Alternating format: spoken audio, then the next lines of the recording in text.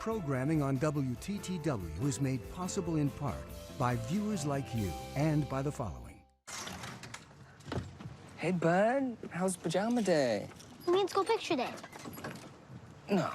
Life isn't always simple, but eating Heart Smart for American Heart Month is. Look for displays of heart-healthy California walnuts at Jewel Osco.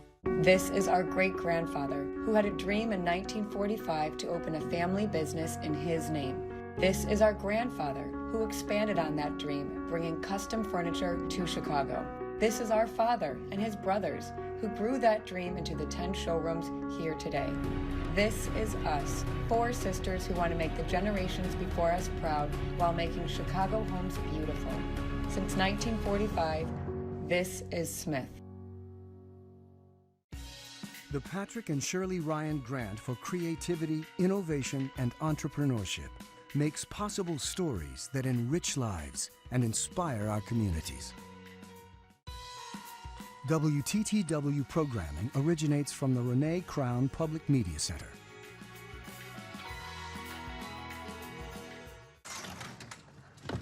Hey, bud. How's pajama day? It means go picture day. No. Life isn't always simple, but eating Heart Smart for American Heart Month is. Look for displays of heart-healthy California walnuts at Jewel Osco.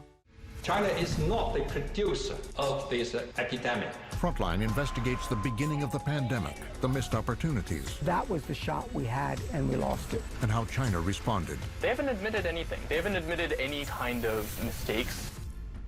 Tuesday at 10 on WTTW.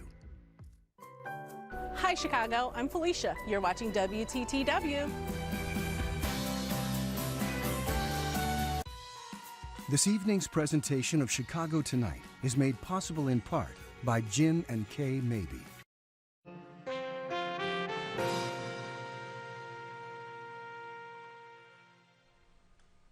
Good evening and welcome to Chicago Tonight. I'm Brandis Friedman. Paris Schutz will join us later in the program.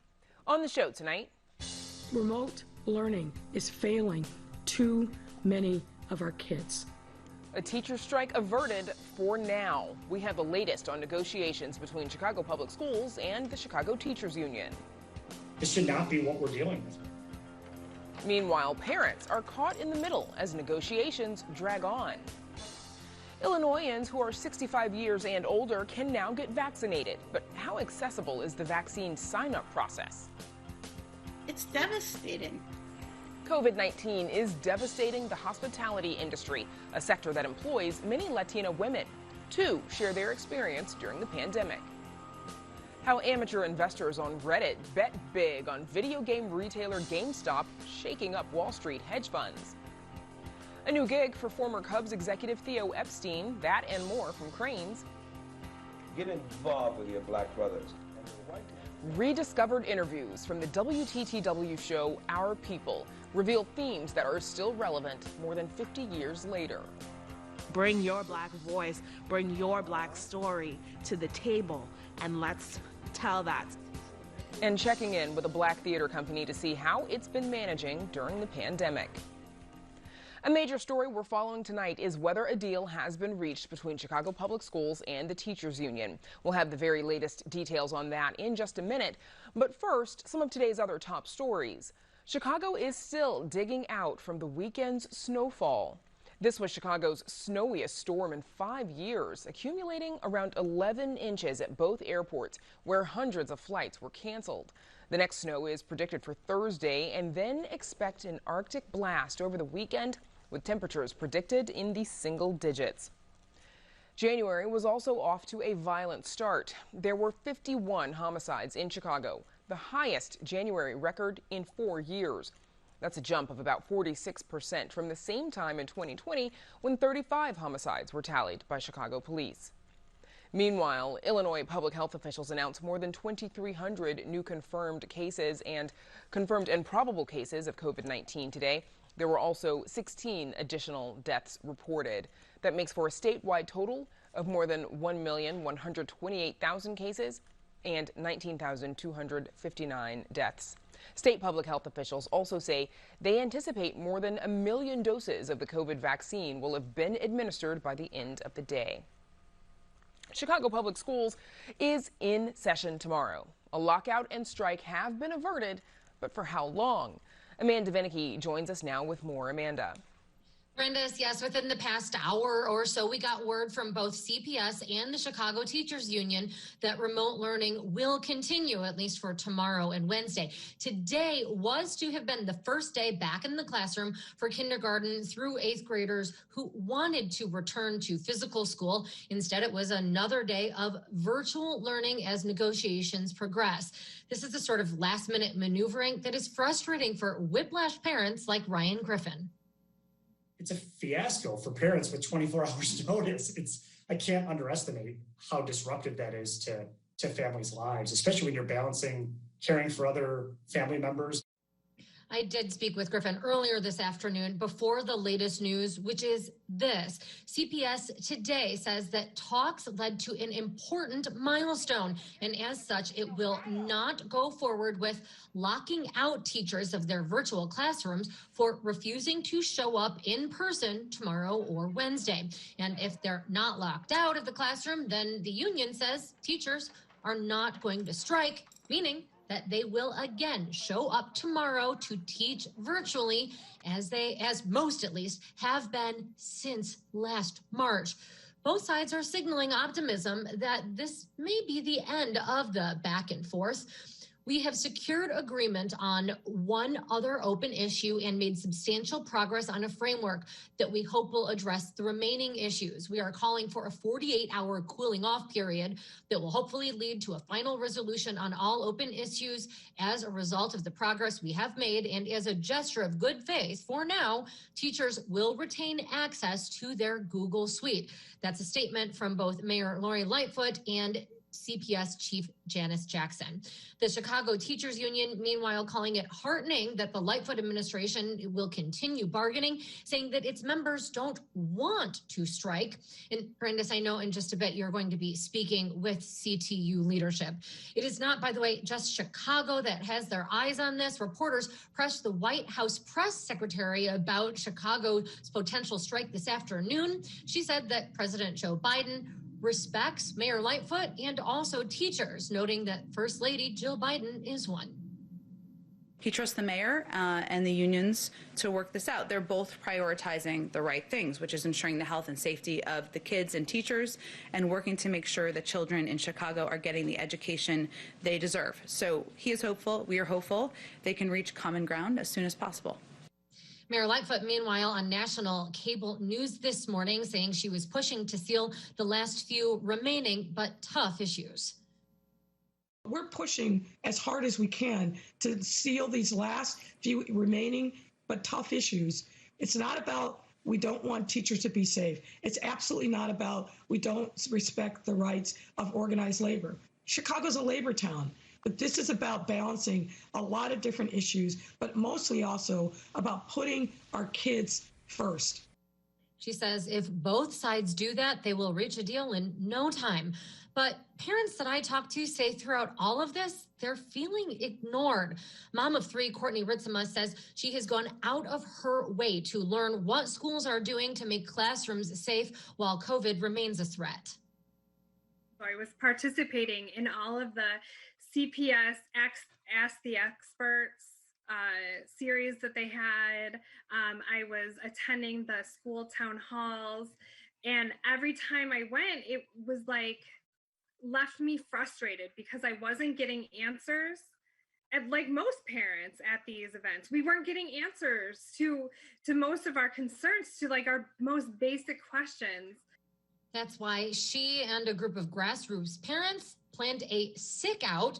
Her kids were purposely absent from their virtual classrooms today. Instead, her daughter wrote letters to the principal and learned about boycotting and civil action. With the sick out, we are trying to kind of do an action that hits the school where it counts. And if you know anything about CPS, you know that attendance is something they track like crazy. And so this is an easy way for us to get a clear representation of parents want a voice in this, and here's how many. CPS, however, could not share attendance numbers this quickly, so it is hard to say how big a success the sick out was. Now, 3 weeks ago, another group of parents formed another grassroots group. This is the Chicago Parents Collective. Father of three, Ryan Griffin, says he understands why CPS wasn't ready to go back to school in August, but he says now there's been 6 months to plan for it. But now that we've prepared, why not now for at least those that are finding remote learning is not working? And that's a big population of students, more than double the next size of the next largest school district in Illinois. How do we ignore those parents' choice for that option? Griffin says he wants teachers and the districts to at least take some baby steps to get us on a path so that these students can eventually be in school 5 days a week safely. Is that post-vaccinations? That would be great. We need optimism, and we need our leaders to agree on something instead of tuning into press conferences and Twitter the day before we're supposed to go back to school. He says leaders from both sides should be setting an example for children. He says parents, students, everyone went through strife back in the 2019 strike, and he says they shouldn't have to go through it again during a pandemic. Now, Chicago is in the clear at least for 2 days, but there is still no complete deal. And in a statement issued to parents, CPS says that while today was a big agreement on several outstanding issues that had been outstanding since the summer, they must continue to make what they called meaningful progress because time is running out. Now, Brandis, back to you. Amanda, thank you. And of course, as we just heard, the impasse over reopening Chicago public schools has yet to be broken, but the two sides say they have made progress. Joining us now with the latest from the negotiations is Stacey Davis Gates, Vice President of the Chicago Teachers Union. Welcome back, Stacey. I know these are long days for you as of late, so thank you for fitting us in again. So we're hearing from both you, the union, as well as the city and the district that progress has been made today. What should parents take from the fact that both sides have agreed to this, quote, 2-day cooling off period during which remote learning will continue? Brandis, I've learned to not handicap these discussions that we have with the Board of Education. The problem that we have experienced over time repeatedly is their inability to treat us like equal partners at the table. I think that the mayor says a lot that there have been a number of meetings. However, in those meetings, decision makers weren't there and they did not come prepared to actually ask us for our input. In fact, many of those meetings were about passing us things that had already gone out in press releases. Do you feel like as of late that kind of communication has changed? Do you feel like the union is being treated as an equal partner?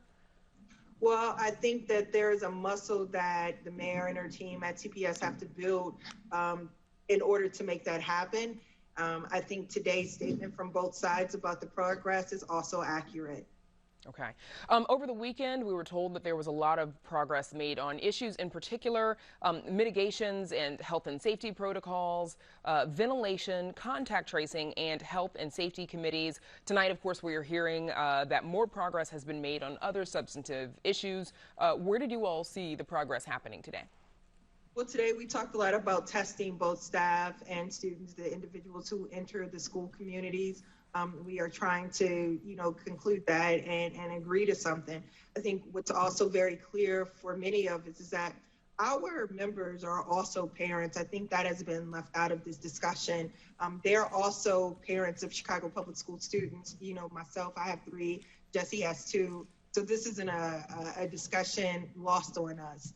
Many of our members are struggling to find childcare and to also keep stability. Look, we're all experiencing this pandemic together. And the thing that we are able to do at the Chicago Teachers Union, unlike many of our parents, because we don't have an elected school board, is push the Chicago Public Schools into a place of more input from stakeholders that look like safety.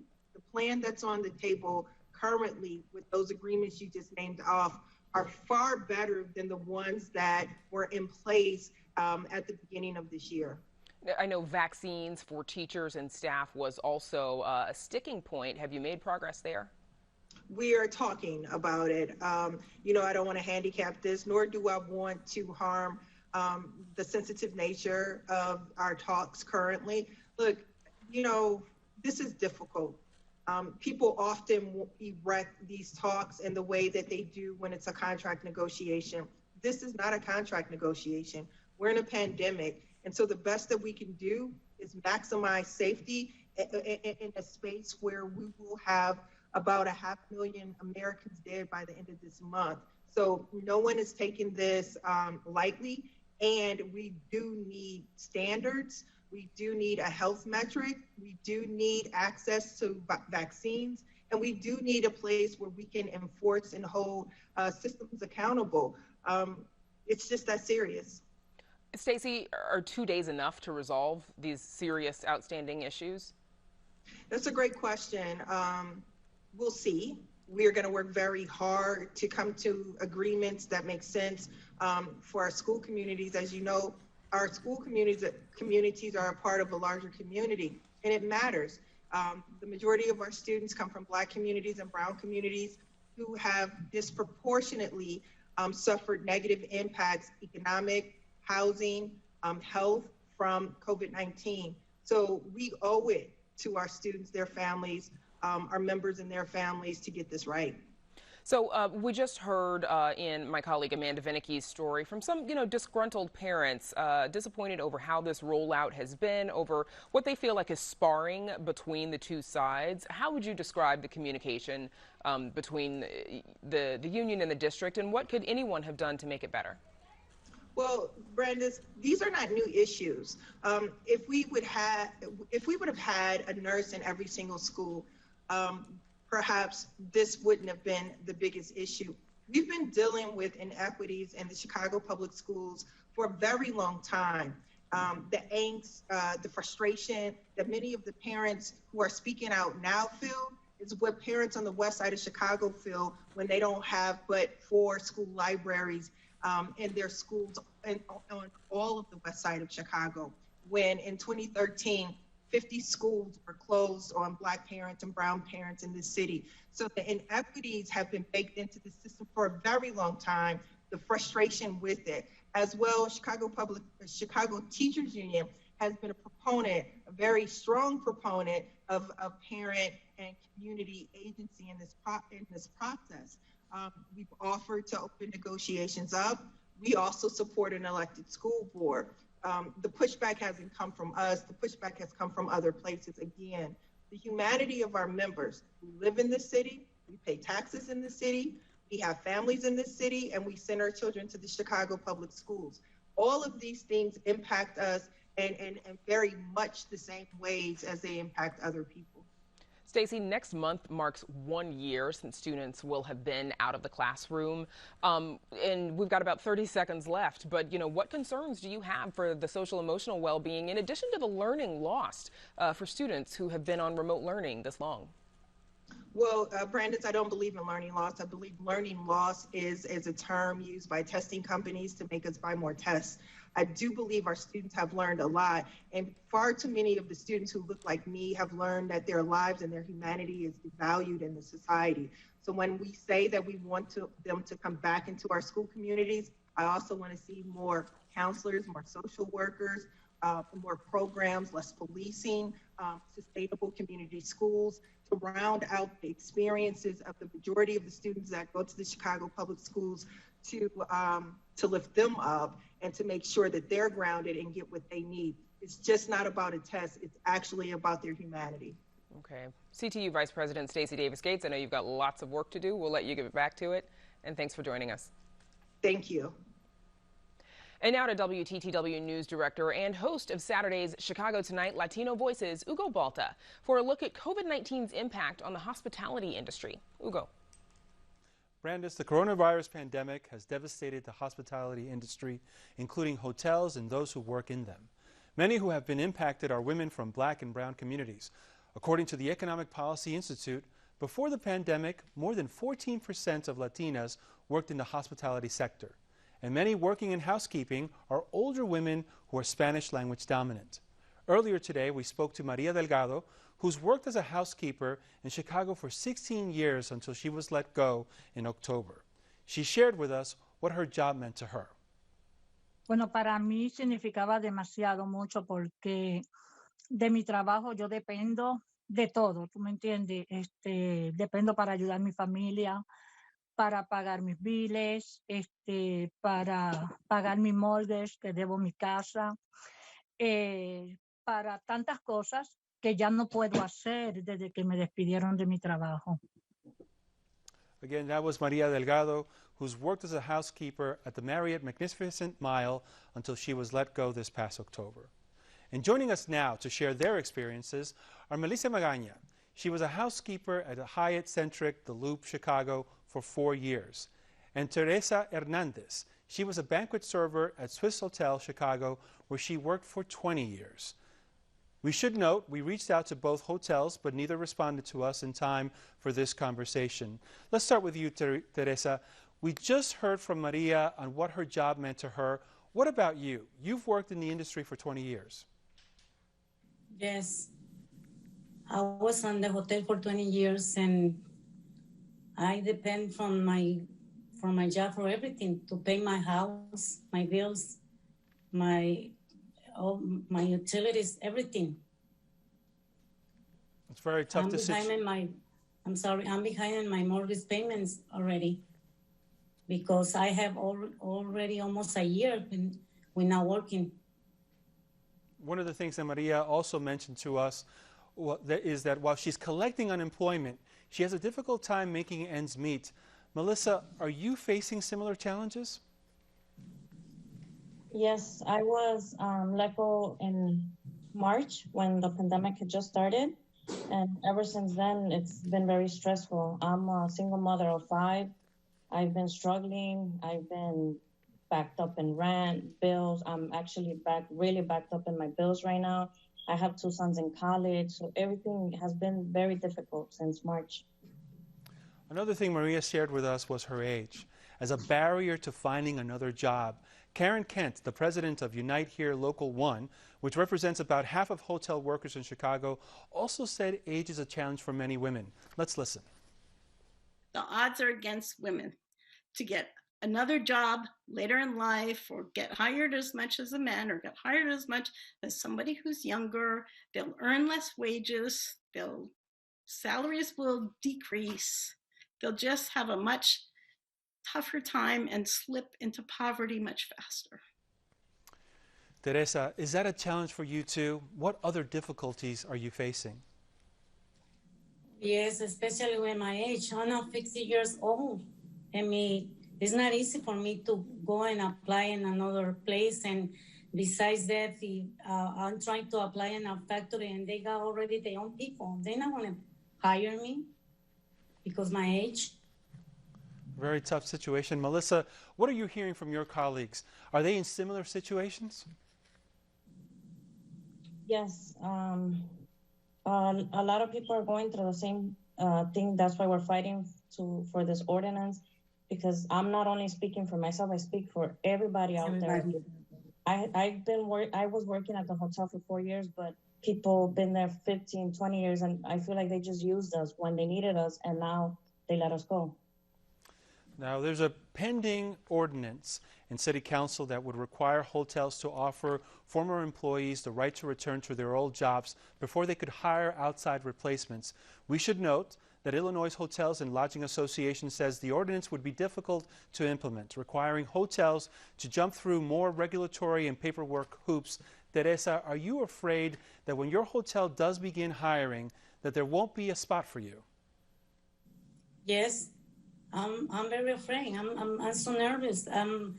Sometimes I don't sleep. I'm thinking they're not going to call me because my age. And it's very difficult. It's very difficult because too many years I was there and they just throw me out. It's hard. It's very hard. I'm sorry to hear that. Melissa, would the ordinance ease some of your concerns, some of your fears? Oh, yes, definitely. not very young anymore either. It's difficult. I've applied to jobs and it's not easy out there. I don't think it's fair that we have to struggle, be stressed out looking for a job when we already have one. We lost it because of a pandemic, not because of our fault. Melissa, Teresa, we wish you the best of luck during these challenging times, and thank you so much for joining us and sharing your experiences with us. Thank you. Thank you so much for helping us. Thank you. Up next, how Chicago Theater Company took their stage online, so stick around. Good evening and welcome to Chicago Tonight, Black Voices. What do you believe prevents a strong coalition of Black and Latino communities forming across the communities?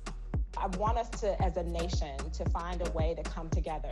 Go down the block, get it from someone local, and keep the money in the community. Black joy and the Black experience is magical.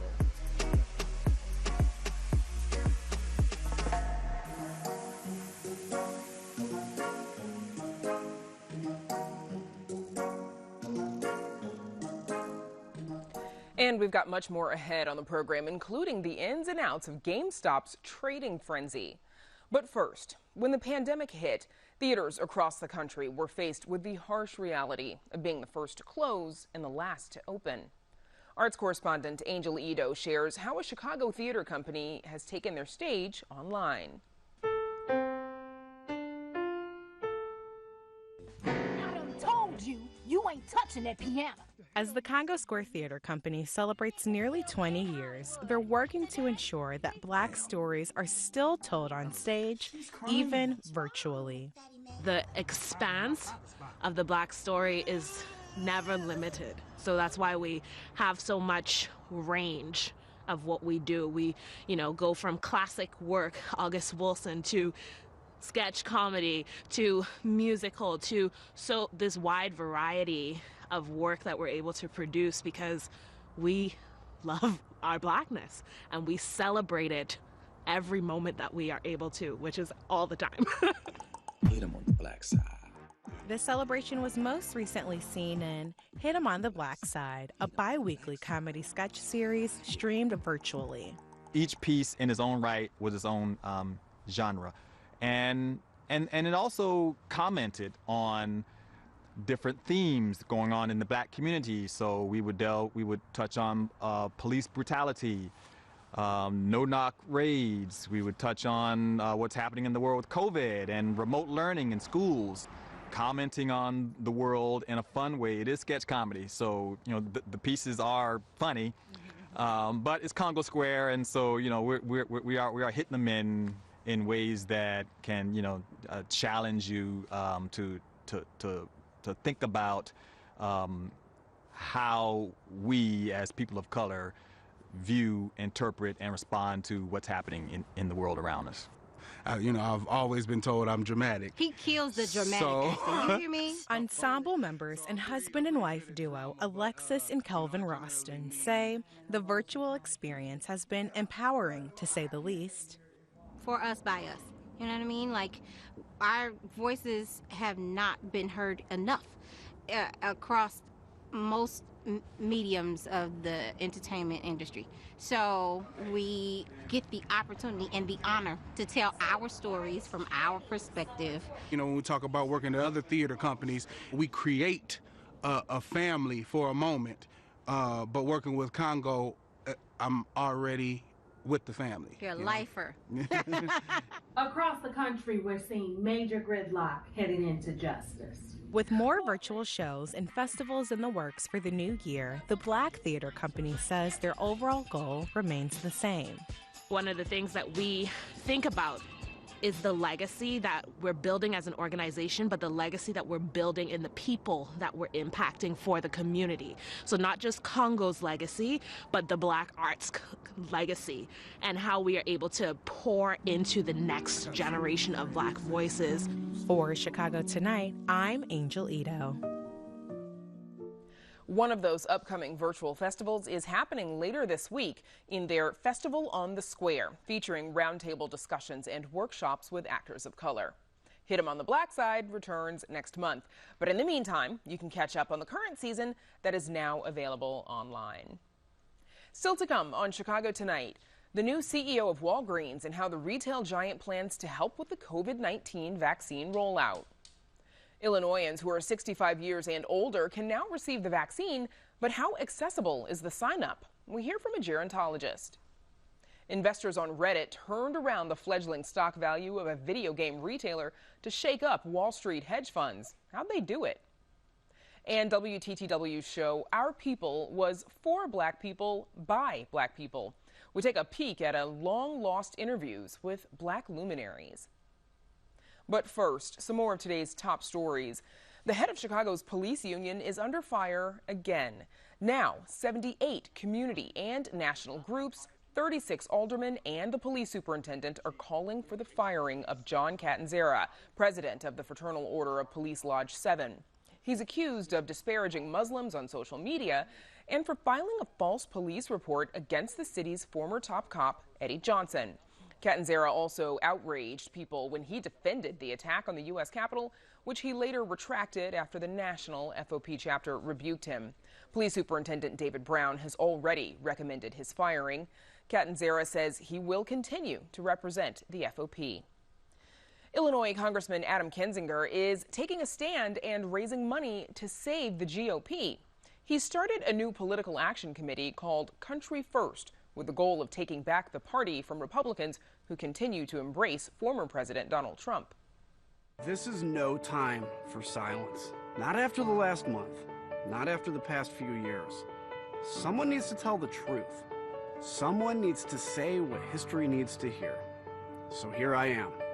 The Republican Party has lost its way.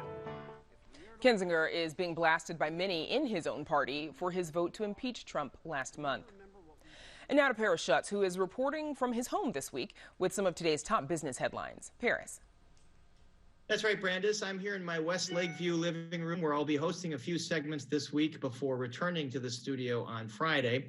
And now we go to some business headlines. Former president of baseball operations for the Chicago Cubs, Theo Epstein, has himself another gig, this time at a sports investment firm. Walgreens' new CEO is starting next month, how the company is shifting priorities for the COVID-19 vaccine.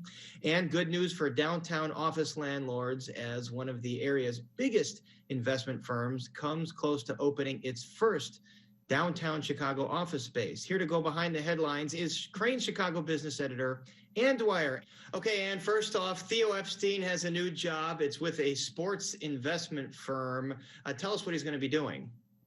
It sounds, Paris, like he's going to be advising this firm. They're based in Dallas. The name is Arctos Sports Partners. And their goal is to take minority stakes in professional sports enterprises. Their near-term mission is to buy into some NBA teams, but we understand that Theo will be consulting with them and advising them, and I imagine his knowledge of MLB franchises will be most handy. All right, the other story, the new CEO of Deerfield-based Walgreens is starting next month. Tell us who she is and what kind of situation that she's walking into. Her name is Roz Brewer, and she came from Starbucks, where she was the chief operating officer. Prior to that, she was with Walmart's Sam's Club operations. She was the top executive there. So she has retail chops, and that's going to be very handy as Walgreens continues to rethink and reimagine its front of store operations. But the aspect of the business that's probably going to be the heaviest lift going forward pertains to healthcare, and that's where she has a little bit less practical experience. You know, of course, Walgreens is on the front lines of the vaccine rollout, but they're also embarking on an ambitious plan under Stefano Pessina, their former CEO, who's now their executive chairman, to turn themselves into a network of neighborhood healthcare hubs. And doing that is going to be a heavy lift, and that's number one on her agenda. So Walgreens obviously at the center of distributing that COVID-19 vaccine, one of the big issues that it's confronting right now. Finally, and one of the Chicago area's biggest investment firms is nearing a deal to open its first downtown office. So where would that be? And is this a big deal given all the concerns out there with skyrocketing vacancies and depressed rates? It's a big deal for a lot of reasons, Paris. Even if you backed pandemic out of the formula, Calamos Investment Management expressing interest in a major downtown office hub would be big news, because of course Calamos is one of the biggest investment firms in the Chicago area, but it's always been a suburban player. So the fact that they're putting their chips down on a space on Peoria Street in Fulton Market really does seem to be a bet that the downtown office market is going to rebound once COVID is behind us.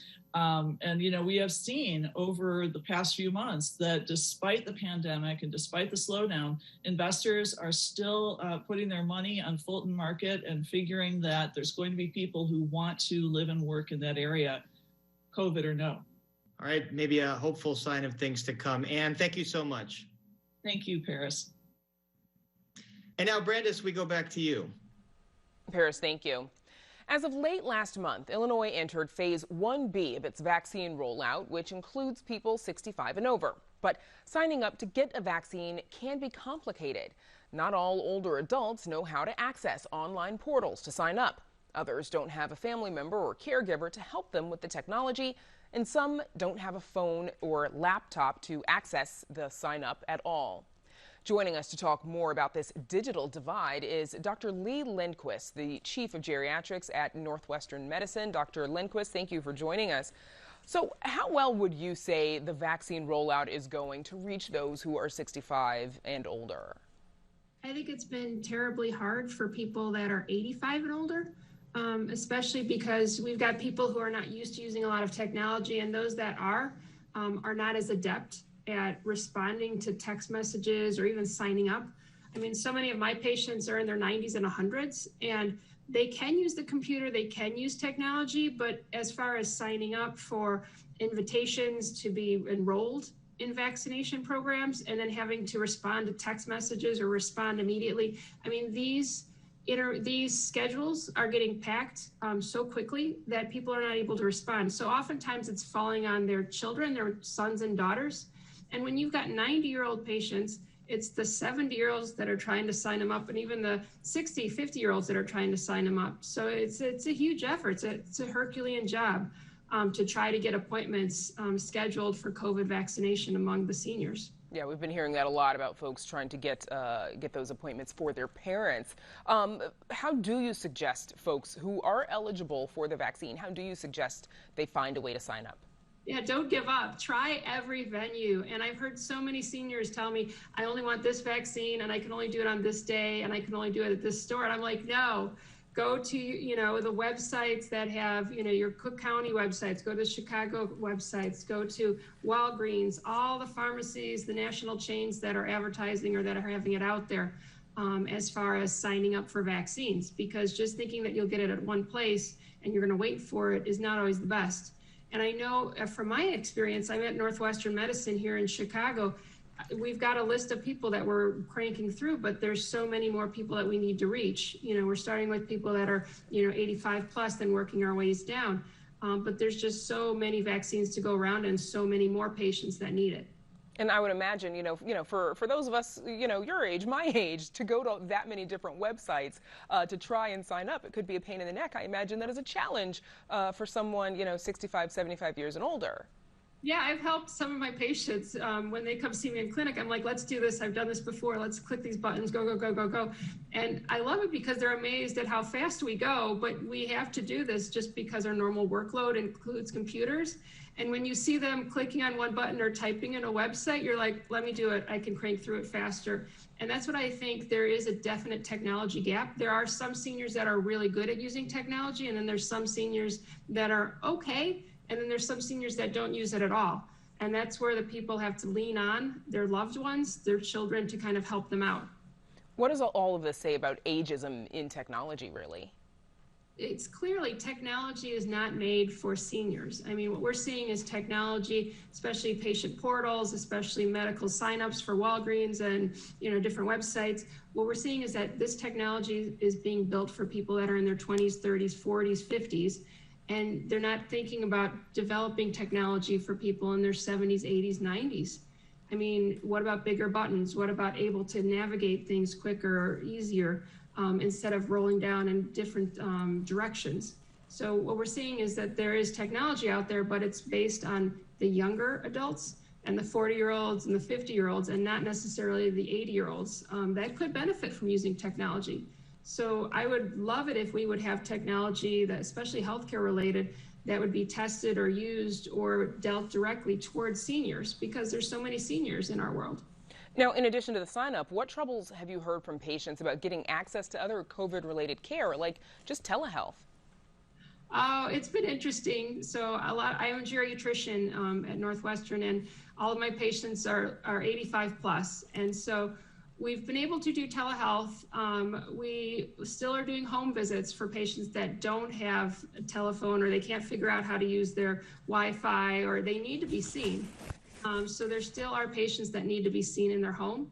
And getting them the COVID vaccine is impossible right now. It's really hard to get the COVID vaccine to homebound older adults. And then on top of that, to do a telehealth visit where you're passing it around between loved ones and so forth, we're managing. But I love it at some level because it's pushing us to use more technology and to kind of include and be inclusive of seniors in technology. Where in the past we were like, oh, seniors won't be able to do it.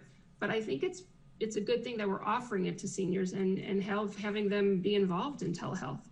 Dr. Lindquist, what have you heard from patients in terms of how COVID and the pandemic have affected their mental health? Oh, COVID, pandemic. I've had so many patients I've lost to COVID. In the early months, we had a lot of mortality, especially in the nursing homes, which is where one of the places that I work at. But then as we've progressed, we're almost a year out. Isolation is just wrecking so many of my seniors. I mean, we're seeing people lose weight. We're seeing cognition getting worse. We're seeing people getting more confused. And a lot of it is related to people being so isolated. I mean, some of these seniors, they're living in their own home, which is 4 walls, and that's almost the same as being in a nursing home. So if you think about yourself, if you're 30, 40, 50, kind of pulling out your hair, think about being 80, 90, or 100 and not having as much technology or enough output to the, real world. And that's where it really gets to older adults. So give your older adults a phone call, make them feel happy. They'd love some outreach. Yeah, good advice. That is troubling to hear, but thank you for the work that you do. Best of luck, Dr. Lindquist. Thank you. And now back to Paris for a breakdown of the GameStop madness. Paris. Brandis, the terms short squeeze, Robinhood, GameStop, and Reddit have all entered the popular lexicon in the last week as the stock market was driven into volatility. Members of the Reddit group Wall Street Bets drove the stock of video game retailer GameStop from $65 a share to an all-time high of $483 on Thursday. Now, hedge funds had bet on GameStop stock to plummet, and they lost billions when it surged. So was this a populist uprising against big corporate Wall Street firms or a dangerous manipulation of the market? Joining us now to explain it all is Matthew Lyle, Associate Professor of Accounting, Information, and Management at Northwestern's Kellogg School of Management. Matthew, thank you for joining us. It's a pleasure, Paris. Nice to be on. All right, so first of all, we need a primer here. Just define short selling and short squeeze. Okay, so short selling, which is the mechanism or the trading strategy that was required to get all this stuff going, it works like this. Suppose, let's just use GameStop as an example. Suppose there was 100 shares out there that were available for you, Paris, or me to buy. And those are all purchased by somebody. What happens is the broker in who you deal with, say TD Ameritrade, Interactive Brokers, Robinhood, if I, for instance, thought, GameStop, I don't think they're going to do that well in the future. I think the stock price is going to go down. How do I take advantage of that? I want to put on a short trade. So I want to sell the shares short. And how I do that is I go to the broker and say, I want to execute a short. And they will go in and say, Paris, suppose you hold a share. They'll take your share and lend it out to me. At that time, I will sell for the market price, collect the money, hold it in my account. And then in the future, if it goes down, I use that money that's in my account to repurchase it. So if it starts off, if I sell at 10, goes to 6, then I get to keep that $4. I give the share back to the brokerage house, and everything's all well and good. And Matthew, we know that a short squeeze is when folks decide to buy that stock, perhaps hurting the position of the short seller. So describe how this Reddit group came about and how they chose GameStop to do this short squeeze.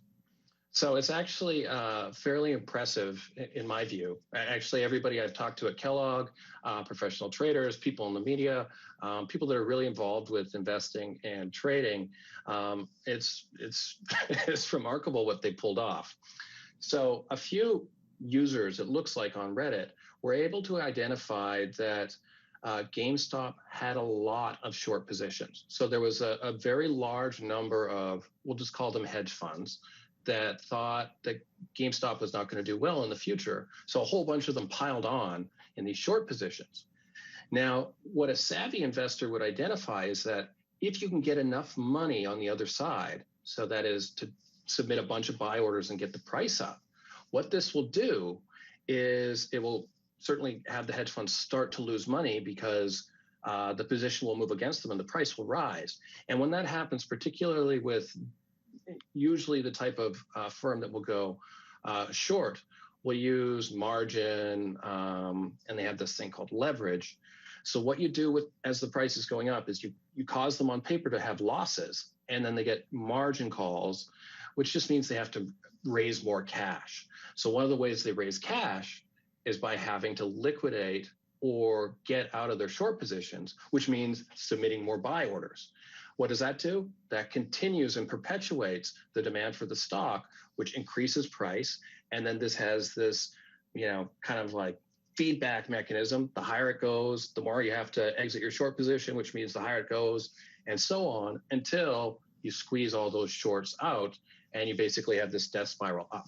So it's a death spiral up, and at some point, Robinhood, this app that you can day trade on without any fees, it stopped any activity with GameStop. Is that like a sort of market manipulation, and is there a penalty for that? So I certainly on the Reddit boards, it seems that they're not overly enthusiastic with Robinhood anymore. My view is that before we should probably give them at least the benefit of the doubt and allow them to explain what's going on. What it looks like is there was so much activity and the price was moving, the price for this stock and a few other ones, AMC, was moving so quickly that I think they were worried about running out of cash to fulfill their obligations as people traded. Because even though, you expect your money to get back to you as soon as you sell and these things move instantaneously, Robinhood's got to manage all of these things behind the scenes. And as the money gets bigger, their obligations grow. And if you look what happened with Robinhood, they ended up having to, tap a whole bunch of cash, presumably because they were worried that if this type of trading kept on happening, they would run out of money because they just didn't have enough to manage the day-to-day operations of this kind of order flow. Looks like a tripwire was set off. So what are the broader implications here for the market? You've heard a lot of folks say that the hedge funds are a little spooked, that just a bunch of day traders can go on social media and kind of have this mob mentality and take this action. Is this kind of activity likely to continue with other stocks? So that is a very interesting question, and we're not going to know the answer until going forward. What I think is certain is that the various funds that partake in significant short selling and taking significant short positions are probably a little worried. I mean, what people would call some pretty smart investors lost a fair amount of money this week. Citadel and a few other high-profile hedge funds had to inject in some cash to help keep them afloat. And I think that this is really, messed probably with the projections of potential risks from short selling and things like that. So we'll have to see. But my guess is that they're a little bit taken aback by one, this kind of vigilante attack, and two, just how much damage they could do. Because in the end, if you're taking a short position, that short squeezes are possible. But I think none of us, or the people that actually had money at stake, thought that it could be ignited by what appears to be some very, angry, motivated, whatever, people on Reddit. Matthew Lyle, very interesting. We'll have to leave it there. Thank you so much for joining us. Thank you, guys. And up next, rediscovered interviews from the WTTW show Our People. But first, we take a look at the weather.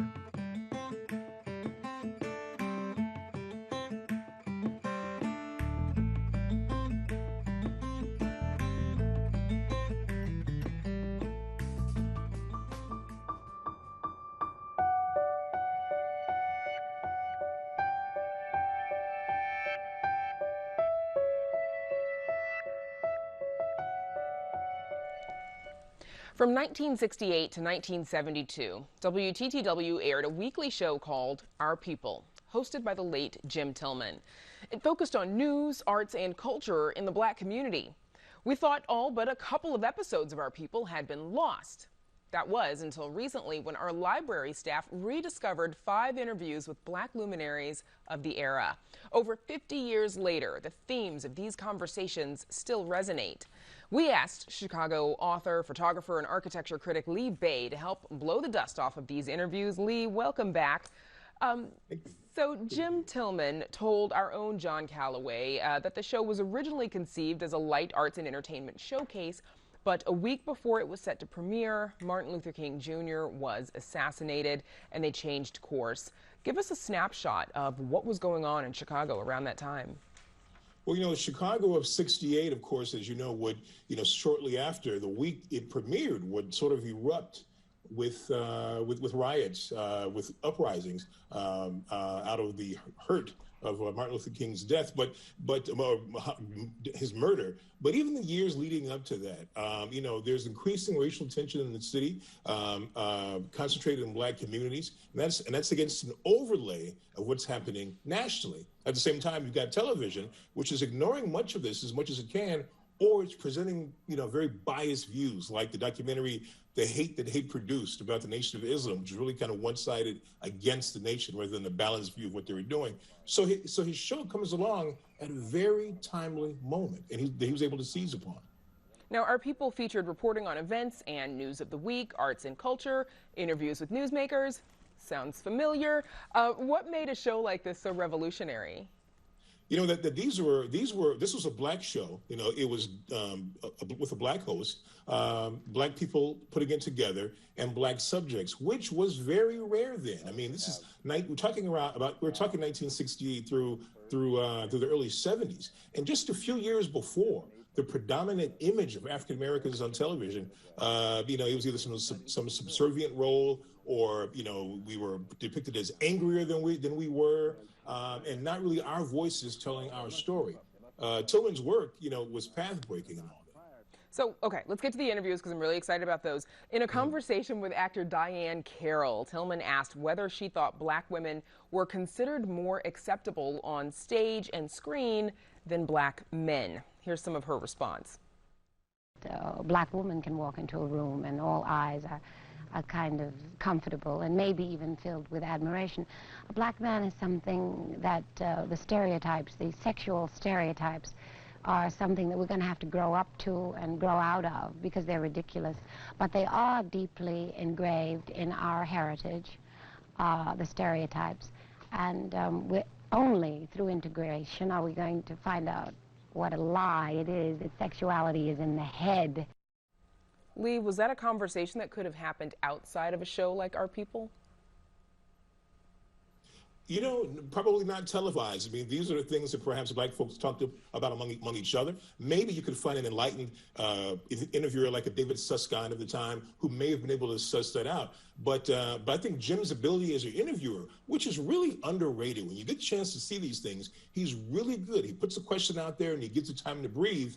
I think elicited this kind of response from her. And by the way, she is absolutely beautiful. So is he, for that matter. But she is absolutely beautiful in this shot. Yeah, Diane Carroll, she is a stunner. Let's take a look at another clip. This one is from his interview with Sammy Davis Jr., who's talking about searching for his values as a Black man in show business. Well, I became aware of it, funnily enough, when I became a father. And suddenly you got children, and suddenly I found my kids of a mixed marriage, geez, they got to have some roots. They got to know. They look at their mother.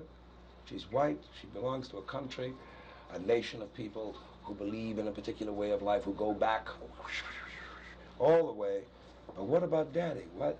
And then all of a sudden I saw there was a revolution starting in our country. And I don't mean a physical revolution, I'm not speaking in terms of riots, but a whole sort of cultural revolution, the beginning of one at least.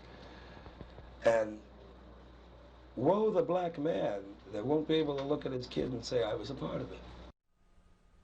Lee, Sammy Davis Jr. joined the civil rights movement a little bit later than some of his contemporaries.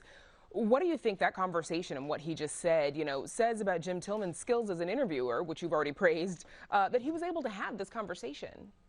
By asking some very direct questions to get those kind of answers. And you're absolutely right. Sammy comes at this very late and was sort of seen as a sellout in many corners at this point of his life. He supported Nixon's re-election in '72. But here you can see him right at the moment that he's trying to grapple with these issues. Who am I? What am I? What's my role as an entertainer? What's my role as a black man? And Jim was able to really pull that out of him easily. But that's a skill.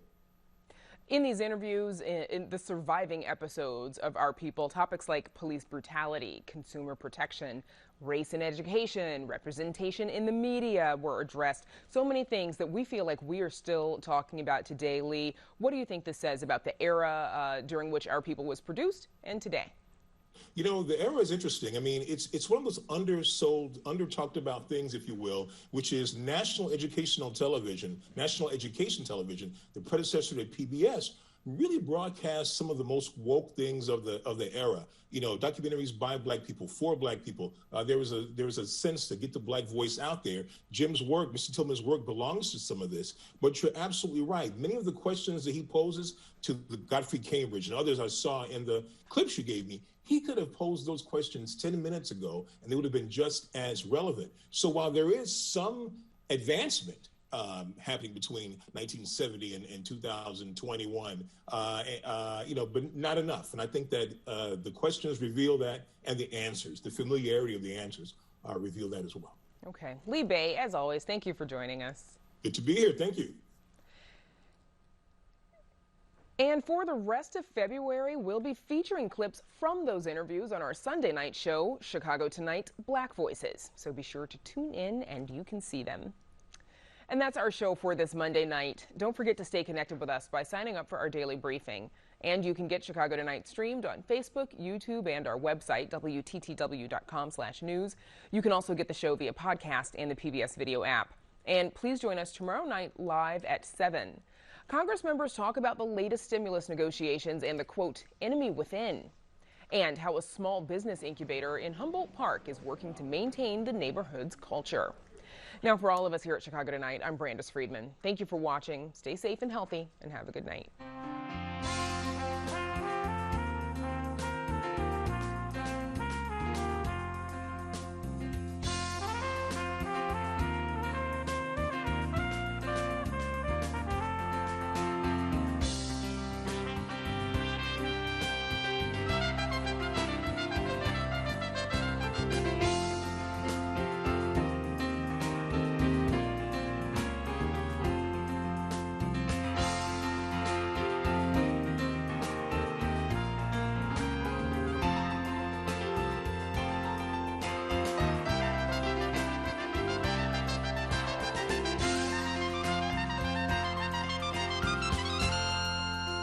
Closed captioning is made possible by Robert A. Clifford and Clifford Law Offices, a Chicago personal injury and wrongful death firm that's proud to serve its community through pro bono legal services.